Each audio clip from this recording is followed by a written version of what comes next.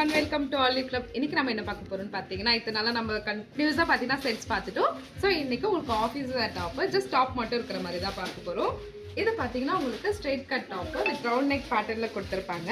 இது நெக் பாத்தீங்கன்னா உங்களுக்கு பான் நெக் பேட்டர்ன்ல வித் எம்ப்ராய்டரி ஒர்க் வச்சு கொடுத்திருப்பாங்க.